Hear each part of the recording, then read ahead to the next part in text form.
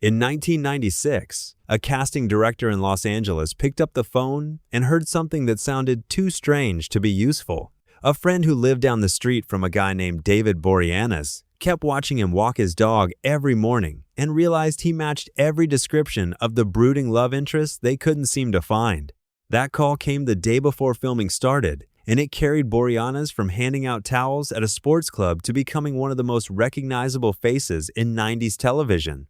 Welcome to Part 2, where we're counting down 9 more iconic TV roles that nearly went to completely different actors. You showed up for Part 1, so we dug into 10 more casting stories just as wild.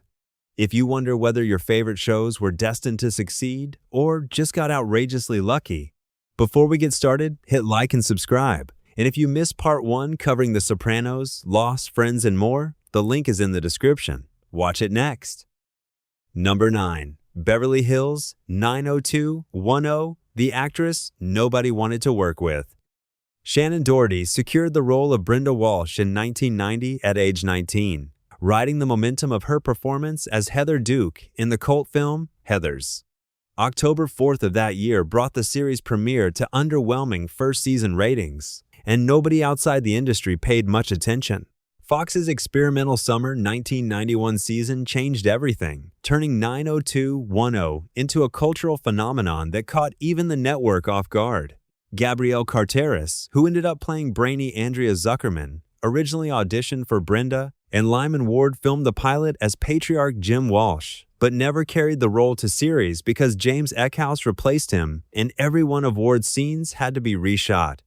After Season 4 wrapped in 1994, Doherty's departure became one of the most tabloid-covered exits of the decade. She described the split as gradual, explaining that producer Aaron Spelling grew just as frustrated with her as she grew with the show, and that audiences could never quite separate her from the character. Executive producer Charles Rosen offered a harsher read, pointing to habitual lateness and what he called a callous indifference to the production. Charmed followed, along with a very public cancer battle that stretched across years, and Doherty passed away in July of 2024 at 53. Jenny Garth, the castmate most frequently described as her on-set rival, released a tribute acknowledging they were constantly pitted against each other, even though none of it reflected what their real relationship looked like. Number 8. Saved by the Bell, the character who changed ethnicities overnight. A single phone call rewrote a character's entire identity in 48 hours, and the ripple effect shaped one of the most beloved Saturday morning shows of a generation. Saved by the Bell grew out of a Disney Channel series called Good Morning, Miss Bliss, which debuted as a pilot in June of 1987 and ran for 13 episodes before NBC retooled it into something unrecognizable. Brandon Tartikoff suggested the new title, which producer Peter Engel openly hated, but that naming dispute ranked low compared to the real battle over casting. Engel had written A.C. Slater as an Italian-American tough guy modeled after John Travolta in Saturday Night Fever, complete with leather jacket and swagger. Weeks of auditions produced actors who nailed the look but missed the likability, and as Engel told Today, none of them connected with the audience the way the character needed to. What changed everything was one question Engel asked his casting director. Where is it written that AC has to be Anglo? She reminded him that he wrote it that way, and his answer was that he was unwriting it. 48 hours later, Mario Lopez, a dancer from Kids Incorporated, walked in and everything clicked. 3 actresses competed for Kelly Kapowski: Tiffany Amber Thiessen, Elizabeth Berkley, and Jenny Garth. Engel championed Thiessen, all-American quality, after meeting her in 1988 on Good Morning Miss Bliss, and a read-through with Lopez confirmed the chemistry. Berkley, widely considered the strongest actress in the running, landed the newly created role of Jessie Spano instead. One detail from the casting process stands out above the rest. Mark Paul Gosselaar personally vouched for Dustin Diamond, convinced that Diamond essentially was Screech in real life. But Engel later discovered he had misread Diamond's headshot, and the kid was only about 12, considerably younger than everyone else in the cast.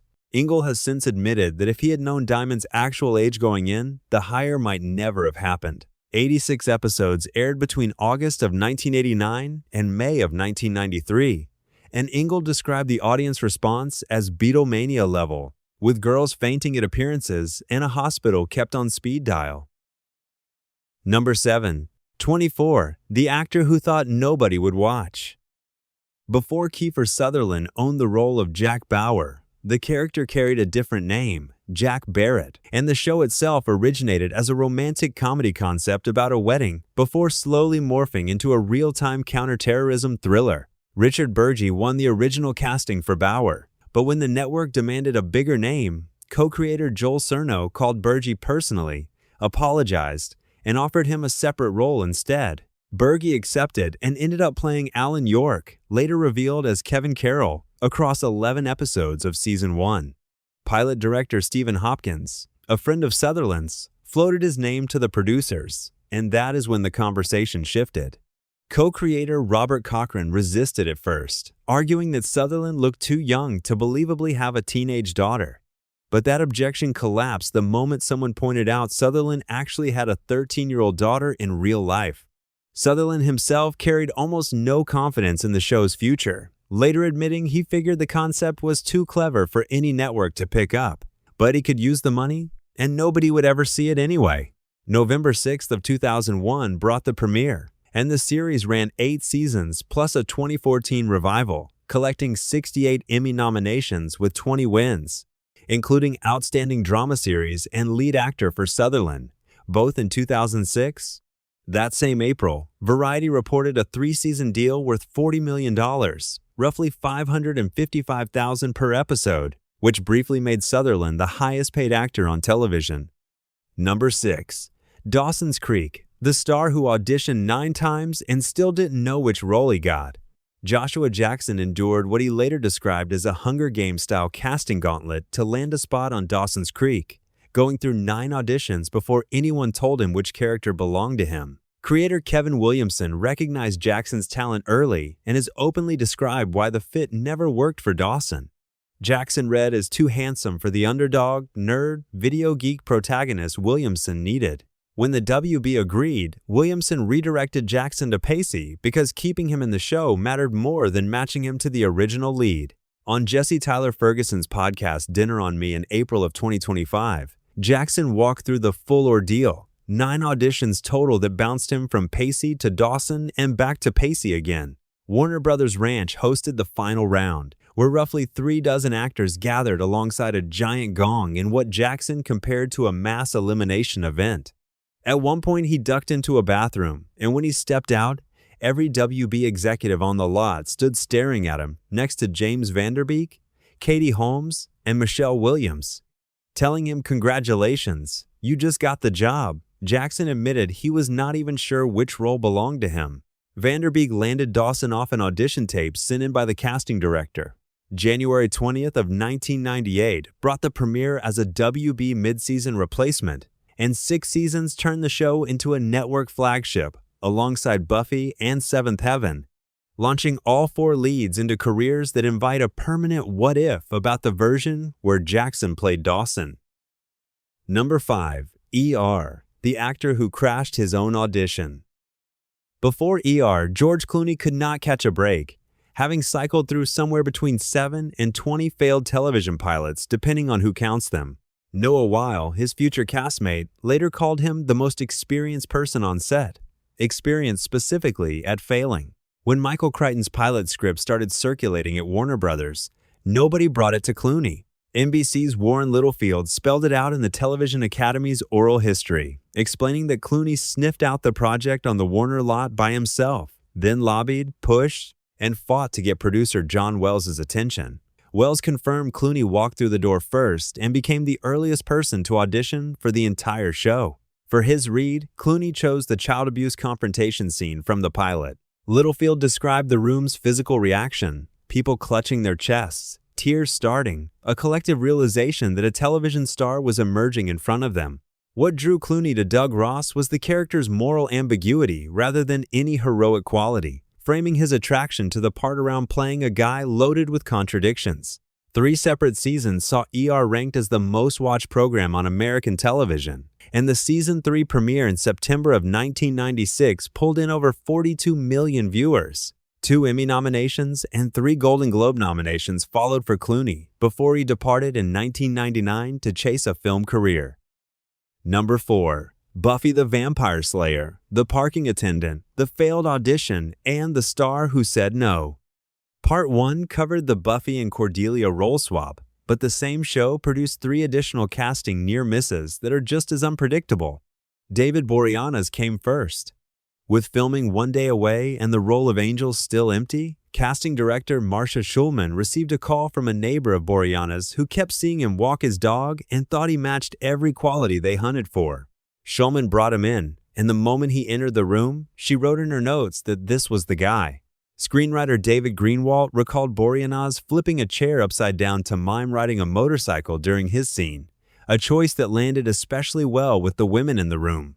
Before that phone call, Boreanaz's biggest credit amounted to a 1993 guest spot on Married with Children as Kelly Bundy's biker boyfriend.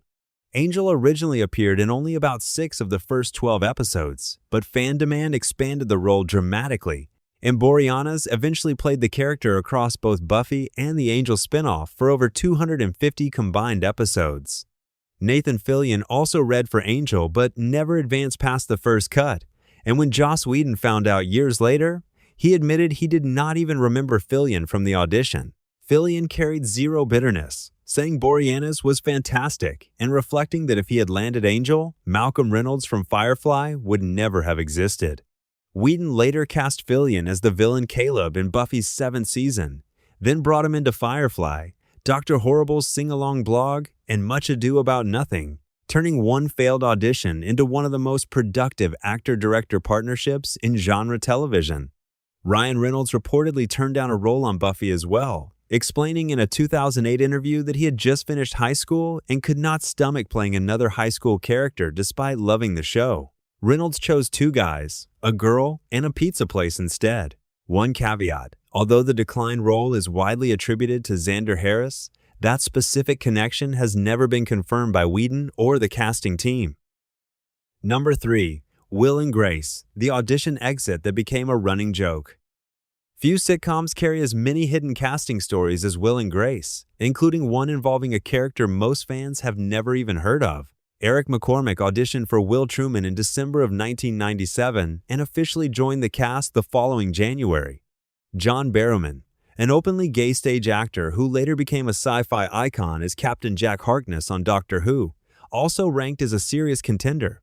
Both delivered strong reads, and the final decision crystallized around something creator Max Muchnick told McCormack at the end of his audition.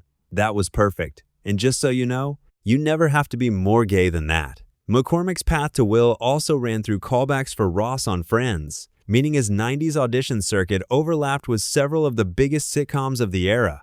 Sean Hayes nearly skipped his audition entirely. He loved the Jack McFarlane script but threw it away because Sundance had him stranded without the airfare to fly back just to read for a network pilot. When he finally made it into the room and met Muchnick and co-creator David Cohan, what happened next became sitcom legend. On his way out, without turning around, Hayes told Muchnick to stop looking at his ass and slam the door behind him. That exit inspired a joke written into a later episode. Megan Mullally originally read for Grace, and the producers redirected her to Karen Walker instead. Here is the piece of casting history almost nobody knows about. 5 main characters, not 4, populated the original pilot, and the 5th, played by Cress Williams, who later starred in Black Lightning, was Will's straight law firm partner whose friendship with Will carried equal narrative weight to Grace and Jack's relationships. Williams filmed the pilot alongside everyone else, but 2 days into production, director James Burrows pulled the creators aside and delivered a verdict that reshaped the series. It was too many. One finger too many, and these 4 were the show. McCormack has spoken about feeling terrible, saying it had nothing to do with anything Williams did or did not do. September 21st of 1998 brought the premiere, and the original run's finale in May of 2006 drew 18 million viewers. All 4 remaining leads won Emmys. Number 2. Three's Company, the raise that got an actress fired. This entry reaches beyond casting and into one of the most consequential labor disputes in television history, a fight whose ripple effects stretched across decades. Suzanne Summers nearly missed the show entirely. With production one day away, ABC still lacked a Chrissy Snow, and network chief Fred Silverman grabbed a stack of audition tapes and started fast-forwarding. Summers' tape flew past, but Silverman caught a glimpse and recognized her from a Tonight Show appearance, rewound it, watched the full audition, and could not understand why she had been passed over. Nobody could explain it, and she was hired the following morning.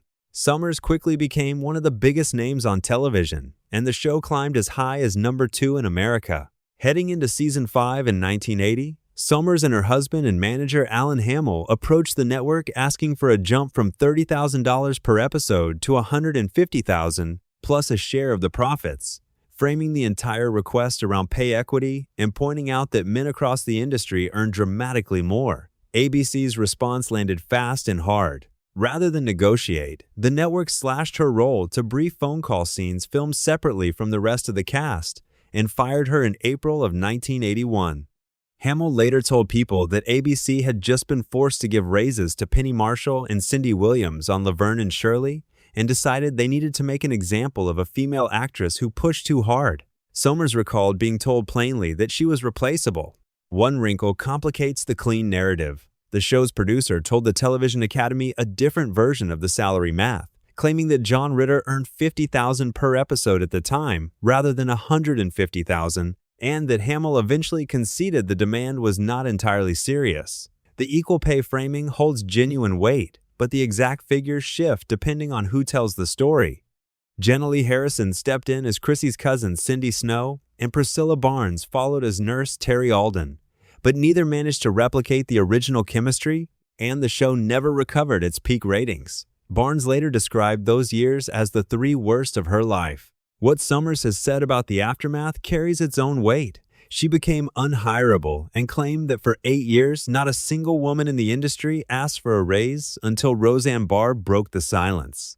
Regardless of whether every dollar figure lines up perfectly, Suzanne Summers became the cautionary tale networks held over every actress who considered pushing back, and the industry needed another full generation to truly confront why.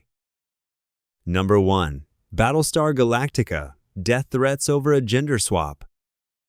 Topping this list required a story that went beyond casting logistics and into genuine danger, and Battlestar Galactica delivered exactly that. Ronald D. Moore's 2003 reimagining of the series for the Sci-Fi Channel carried one change that detonated the fan community. Starbuck, the cigar-chomping fighter pilot Dirk Benedict had played in the 1978 original, would return as a woman.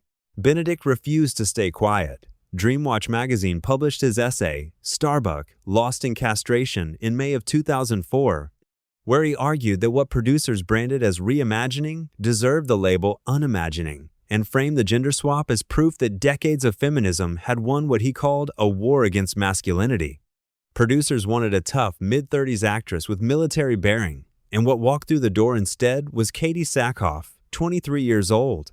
Director Michael Reimer acknowledged she delivered the strongest audition they had seen, but dismissed her as too feminine for the role. Moore sat at home reviewing tapes, convinced they had no Starbuck, and that is when his wife Jenny heard Sackhoff's read from the other room and told him to stop overthinking it because the answer sat right in front of him. Executive producer David Icke later told Entertainment Weekly that Sackhoff exposed layers of vulnerability and desperation nobody had written into the character, and her ability to express weakness without compromising strength freed the writers to explore dimensions of Starbuck nobody imagined before her tape arrived. Before a single episode aired, Sackhoff received a mailed death threat, and San Diego Comic-Con in 2004 greeted her with boos from the crowd. She has described that moment with composure, explaining that she had already watched the finished miniseries and knew she had done a good job, which meant her confidence could survive whatever the room threw at her. Roughly 4.2 million viewers tuned in for the miniseries, making it the 3rd highest for the network. A Peabody Award, a Hugo Award for the premiere episode 33, and a TCA Program of the Year honor followed across the full series run, along with 19 Emmy nominations and 3 wins.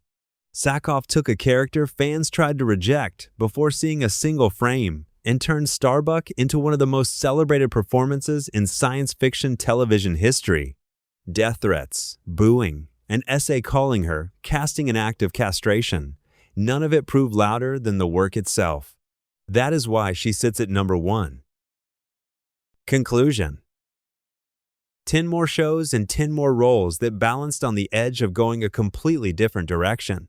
A parking attendant gets discovered because a neighbor kept watching his morning dog walking route. A producer erases an ethnicity from his own script and opens a casting call that reshapes everything. A network chief fast-forwards through audition tapes and nearly skips past the biggest star on his own show. A 23-year-old actress receives death threats for daring to inhabit a character that used to be male and answers every single critic with the performance of a lifetime. Every story in this series circles back to the same truth. The shows that defined our childhoods, our teen years, our Thursday nights, and lazy weekend reruns were never guaranteed. One phone call, one fast-forwarded tape, one stubborn producer stood between the television we got and something unrecognizable. Next time you settle into your favorite show thinking nothing could have played out differently, remember these stories. Because somebody almost filled that role, and somebody almost never got the call. If this series connected with you, hit like, subscribe, and drop a comment telling me which near-miss casting from parts 1 and 2 surprised you the most. I read every single one of them. Until next time.